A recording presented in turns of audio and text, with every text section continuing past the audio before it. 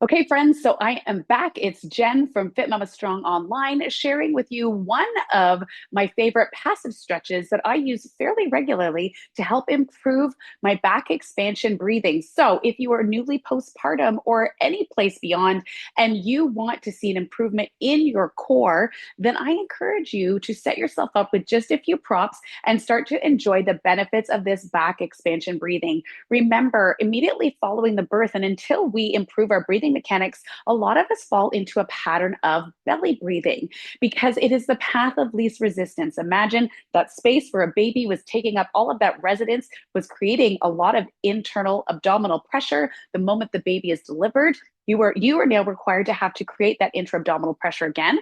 And we start to leak pressure often out through the front of our abdomen, and we spend a lot less time or have less access to our entire rib cage and core structure because everything through the backside of the body gets very tight and sticky and restrictive. So I love to use this little drill and I hope that you enjoy it too. So you can start by taking a yoga mat, rolling it up and coming to sit down on your heels in child's pose. And then you're going to take this yoga mat and you're going to place it at your rib cage, not at your belly button, but a little bit higher. And the purpose of this is to help compress that rib cage back behind you.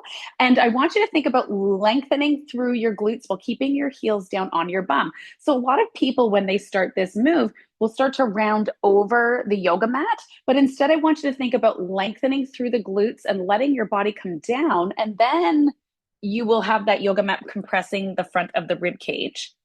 Now, if you're in a situation where your bum needs to be able to come off the floor or off your heels in order to get to this position, this is where you might want to get a rolled up towel or a pillow, place it at the back of your legs, and it'll help reduce some of the distance that you have to travel to get down to the ground. The other thing you might want to have is a yoga block that you can squeeze with the inner part of your forearm on either side to help expand that breath not only into the back but into the armpits as well. But if that feels a little bit too complicated, just put that to the side.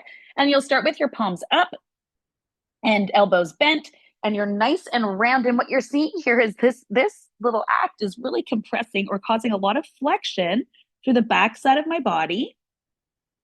And it's going to compress the amount of space I have to put breath into the front side of my body. So for 5 to 6 breaths, think about inhaling, and you'll feel this breath be pushed into the back side of your body here and into your ribs. And as you exhale, just allow your body to soften. I'm going to actually move this towel because I don't need it. And I'm going to think about going along here and just getting this low part of my back a little bit more accessibility.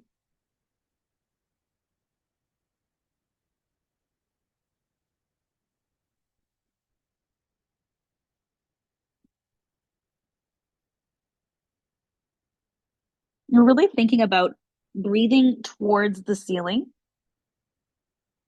versus into my belly. So you've got this prop to prevent that breath from being shoved forward.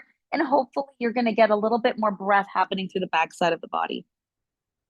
And if you're not sure if you can feel it, because if you're really tight and really restricted, it's hard to feel these minor adjustments, but you can place your hand to the space that you want to be putting the breath into. And just notice that on inhale, your body's kind of rising to meet your hand.